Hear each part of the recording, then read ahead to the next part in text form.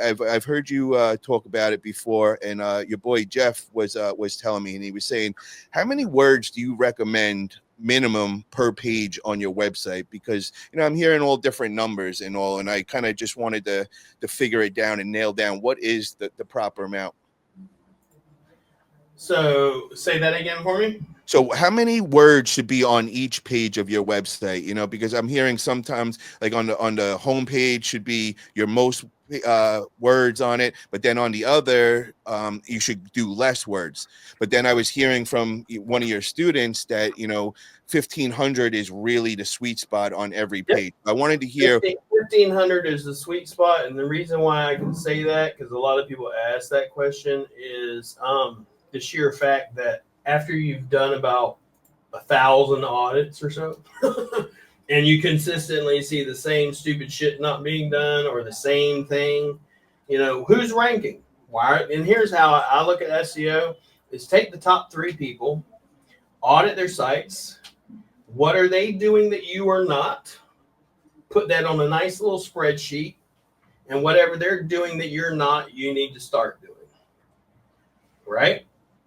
Now, there are going to be things, for example, citations and backlinks that they may have. Those 3 may have, this person may have some, this person may have some, this person may have some. All 3 of them will have ones that other ones don't have. And I put the ones, all of them together, and then I'll do all of it. So another thing like the content is I have, for example, every single junk removal client gets 1 million words of fucking content. And they're like, well, how are you creating? Well, it takes us a good month to 2 months to create the content, number one. But the thing is, for example, why would you do that? And I'll give you an example of it. I'm going to pull it up real quick. But so, for example, underneath junk removal, do you have a page called residential? Residential, do you have furniture, appliance, mattresses, hot tub, estate, porter, foreclosure, garage cleanouts, attic cleanouts, basement cleanouts, yard waste removal, shed removal, carpet removal, television, electronics removal, refrigerator, freezer disposal? Commercial, do you have office cleanout, storage cleanout, warehouse cleanouts, restaurant cleanouts, retail store cleanouts, construction cleanouts? So when you think of junk removal, Google thinks of this entire thing. And if you want this sheet, just message me on Facebook. I'll send the motherfucker over to you. Okay, then besides all that, I got about 10 blogs to support each and every page. And then besides the blogs, I have facts on those pages about that service. And I get those facts from people also ask questions that are on Google. Because people ask me, well, how do I know what to write about? Google tells you. Google literally tells you this is what, if you look up junk removal, Google tells you exactly what to look for. If you go on page 1 on our gang, it says people also ask. Yep. And it tells you the questions. Yep. And if you click on them, it will just keep giving you more and more. And all that should be turned into blogs and put on your website. Why? Because Google is telling you what people are asking for. You don't need to think like an SEO. Think what Google literally, a lot of times you're like, we're so dumb that, the answer is right here. It's right in front of our face. Just same thing with maps. If you go to Google Maps, everybody's like, well, what should I have on my website? This is concerning Google Maps. Go to Los Angeles, for example, California, and on the map, if you ever look at Google Maps, I could show you all this, but on the map at the very top, it says restaurants, hotels, things to do, museums, transit, pharmacies, ATMs. And guarantee you, most people don't put that shit on their website. Every one of our clients get that shit on their website. Every one of them. We got No Limit Hall, and he says, this is some real good listening. Thanks, Paul. Bro, this is gold right here, man. You guys be taking notes right here. I'm getting excited as I'm sitting here and I'm hearing this stuff, and my heart's racing. I'm like, I got to do this. I got to do this. I love it, man. This is great stuff here. Jeff says SEO equals common sense. Yeah, bro, when you say it like that, man, it's so much common anymore. So, I mean, here's another one, a little hack we do. So, think of, I'll tell you this. I'll go ahead and say it. But so, for example, let's say you pull a geogrid. You ever seen the geogrid, green, red geogrids?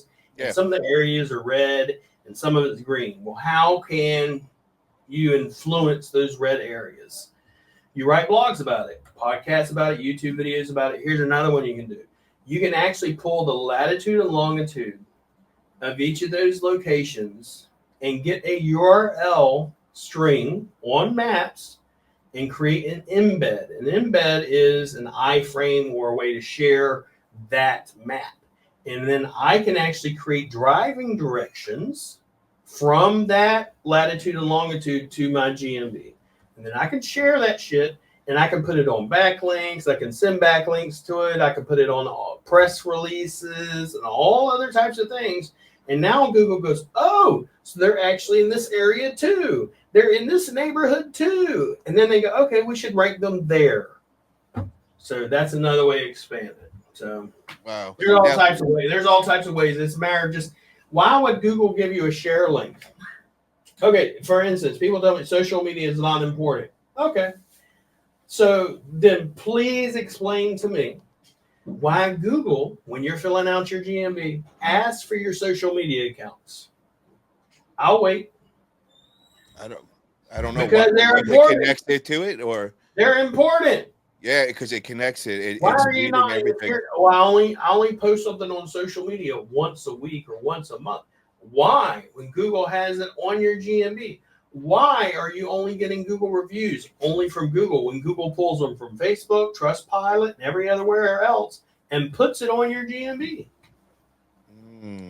So people only go, well, I only need it on Google My Business.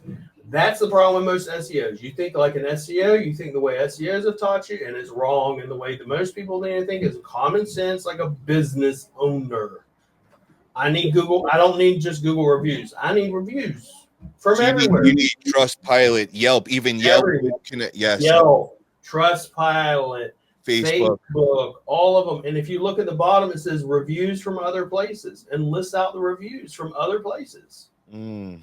And same thing with social media. If I look at your GMB and I only see Facebook, I can tell you one or two things. You either don't have other social media accounts, i.e. you're not doing branding, you're not doing marketing, or you didn't put them on there, or you're not posting on it, or you don't even have it in your schema.